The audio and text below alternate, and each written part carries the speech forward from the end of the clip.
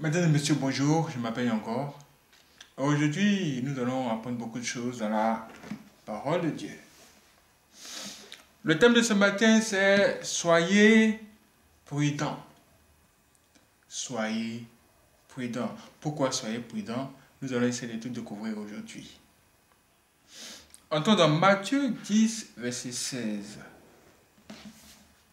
Matthieu 10, verset 16. Dans Matthieu 10, verset 16, il est écrit ceci. Voici, je vous envoie comme des brebis au milieu des loups. Soyez donc prudents comme les serpents et simples comme les colombes. Mais qui parle? Qui nous parle ainsi ce matin-là? Mes frères et sœurs, celui qui parle, c'est Jésus. Un jour, il a appelé ses disciples et il leur a donné beaucoup de pouvoir. De pouvoir pour chasser les esprits impurs, pour guérir toute maladie et toute infirmité. Et après les avoir donné tous ces pouvoirs-là, c'est là il s'est mis à parler ici. Pour leur dire que là où vous allez là où je suis en train de vous envoyer maintenant là, c'est un endroit vraiment très dangereux. Les gens parmi qui vous allez aller là, vraiment faites très attention. Il faut savoir marcher. Vous, soyez prudents. C'est-à-dire que bien que vous ayez tous ce pouvoir avec vous, vous devez être très prudent. Très prudent et simple. Vous devez être prudent et vous devez être très simple. Mes frères et sœurs, qui sont les brebis et qui sont les loups? Je pense que c'est maintenant clair. Les brebis, ce sont les enfants de Dieu. Et les loups, ce sont les gens très mauvais, très méchants qui entourent les enfants de Dieu. C'est-à-dire ceux parmi qui les enfants de Dieu seront obligés de se retrouver. Ceux qui vont trouver ces enfants de Dieu là, ils sont en grand nombre et ce sont en même temps des loups. Comment des brebis vont-ils se retrouver parmi des loups?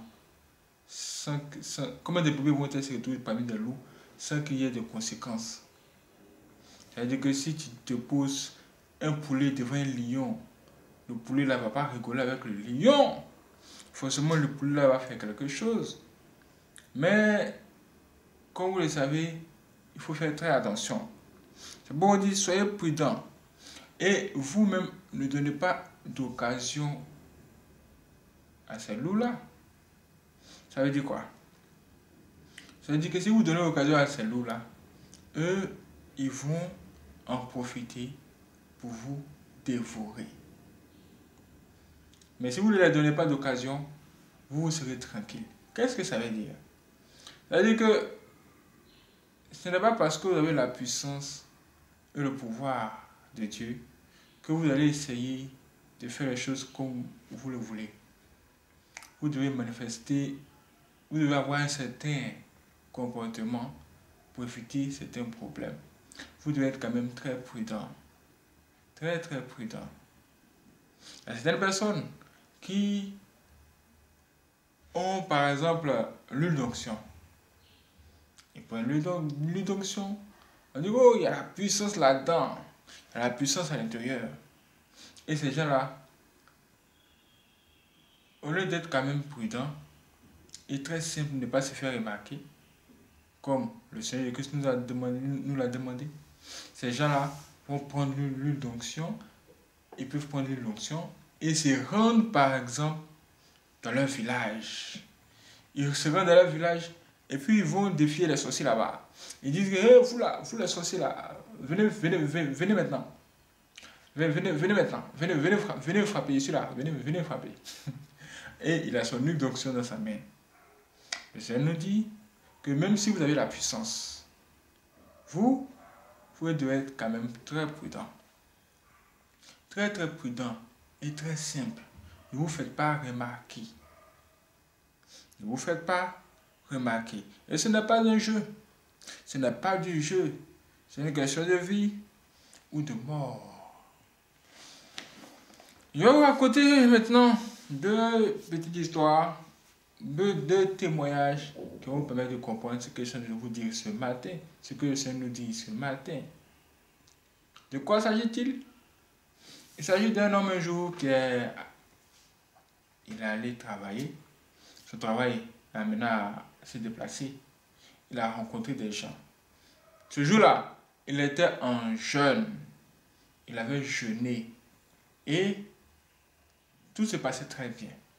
C'est un monsieur qui a tellement la crainte de Dieu que quand il est en prière comme ça, là, on ne peut pas le déranger. C'est-à-dire que quand il est en jeûne, il va jusqu'au bout. Il ne mange pas, il ne triche pas. Et c'est ce qui va le sauver. Arrivé là-bas, il va rencontrer un homme qui va lui donner 2 colas. 2 colas. Là-bas, ils voient les colas comme des cadeaux, on vous donne des présents.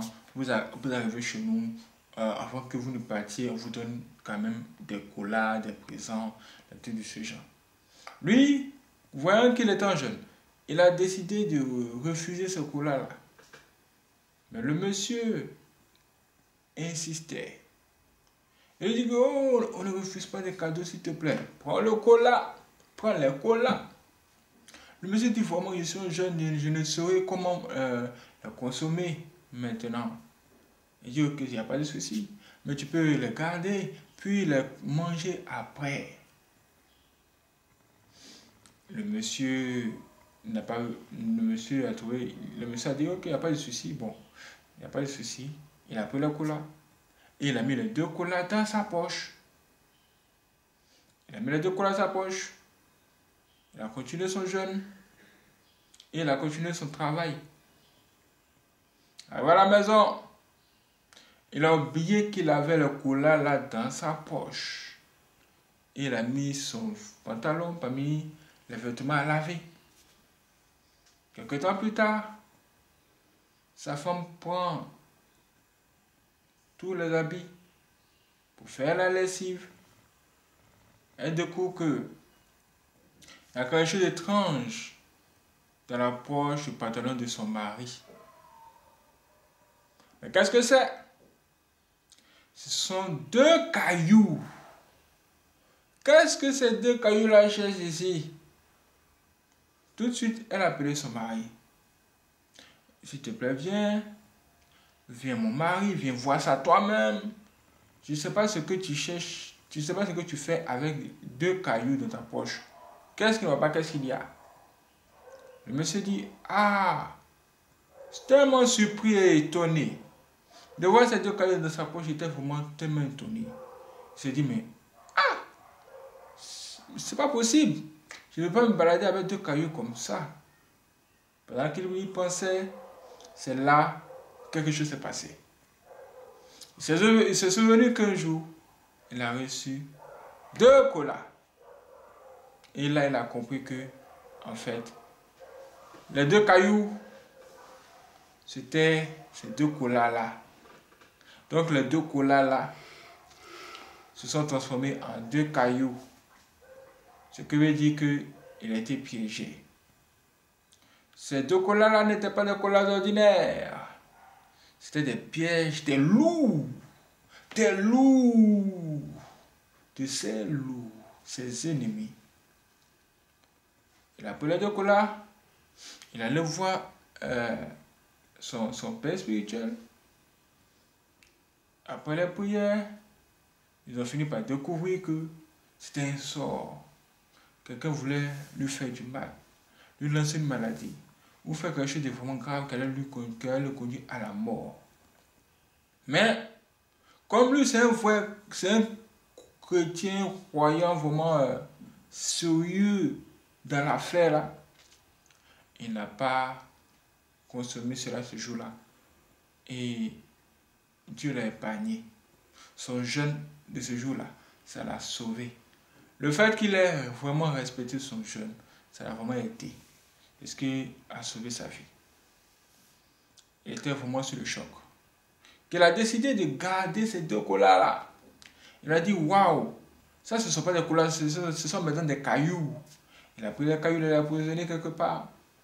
Et quand ses enfants ont grandi, il a montré ces choses, ces cailloux-là à ses enfants pour leur dire, écoutez, il y a dehors des loups. Des loups. Vous, mes enfants, soyez prudents. Soyez très très prudents. C'est-à-dire que le fait qu'il soit en prière signifie qu'il est en position de puissance. Il a la puissance, il a la force. L'Esprit de Dieu est sur lui. Mais là, il devait vraiment quand même être très prudent par rapport à ce qu'il prend à gauche, ce qu'il prend à droite. Parce que l'ennemi travaille. Il y a des loups. Et les loups chercheront toujours à vous mettre dans les problèmes. C'est ce que Dieu veut vous dire ce matin. Soyez très prudents, même si vous avez le pouvoir. Soyez quand même très prudents, même si vous avez la force.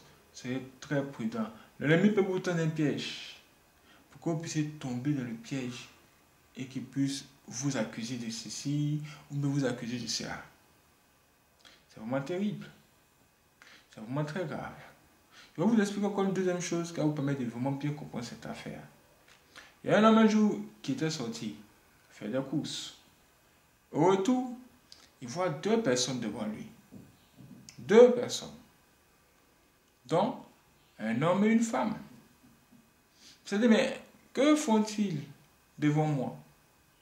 En fait, quand s'est-il posé cette question? Il s'est posé cette question que lorsque la femme derrière, elle s'est mise à le séduire. La route est là, l'homme est devant, il a laissé un grand écart entre lui et cette femme, on va dire presque 2 mètres, juste subitement. Et la fille, en fait la femme, elle ne faisait que passer devant lui, bloquer le passage de ce monsieur. On va dire que c'est la séduction. Et puis, elle était très belle, vraiment très très très belle. Ce monsieur a vu en cela comme quelque chose de vraiment étrange. Comment lui veut passer et voici que tout à coup, un tel geste se passe et il ne comprenait pas. Il était là en train d'observer la chose. Quand l'esprit lui a dit que ce qui est en train de se passer devant toi n'est pas du tout normal, c'est juste un complot organisé par tes ennemis pour pouvoir te mettre dans les problèmes, te tendre un piège sérieux, pas une femme. La réalité, c'est que l'homme que tu vois devant, c'est censé être le mari à cette femme. C'est comme son mari. Et la femme, elle et son mari se sont entendus pour qu'elle fasse comme si elle était une femme libre. Ou une femme qui n'a rien à voir avec le monsieur devant. Pour que toi, tu vas te dire que, oh, voici une femme qui est libre comme ça. Puisqu'elle se pose devant toi, tu vas l'aborder. Si tu es trop rapide, si tu es le dragueur international, tu vas aller la draguer. Et si tu la dragues, si tu l'abordes, si tu t'approches vers elle, c'est à ce moment-là, par ton geste, tu vas tomber dans le piège.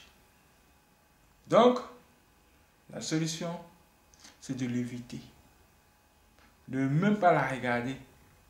Ne même pas regarder sa beauté, ni tout ce qu'elle te présente. Il faut tout simplement changer de chemin. Et pars. Et fuis là. Parce que c'est un loup. Un loup. Donc le mari et la femme se sont entendus pour faire semblant comme si les deux ne sont pas ensemble. Si toi, tu vas chercher la femme, on va dire que tu vas chercher la femme tu vas chercher la femme d'un homme marié. En fait, tu vas chercher la femme mariée. Comment le dire? On va dire que tu vas chercher une femme mariée si tu vas avec la femme. Mais en même temps, son mari est au courant de ce qui est en train de se passer. Lui, le mari, il laisse la femme venir séduire un autre homme. Ça, c'est quoi? C'est ce qui se passe aujourd'hui dehors. Le monde est devenu très compliqué. Et les gens cherchent à mettre les gens dans les problèmes. Ce sont des loups. Face à ces gens de personnes, même si vous avez la puissance, même si vous avez la parole de Dieu, sur le terrain là, il faut être très prudent. Il faut les éviter. On dit que face à une femme, il ne faut pas prier beaucoup. Il faut la fuir. Ça aussi, c'est un conseil très puissant pour vous permettre de sauver votre vie, sauver votre âme. Soyez vigilants. Que Dieu nous garde.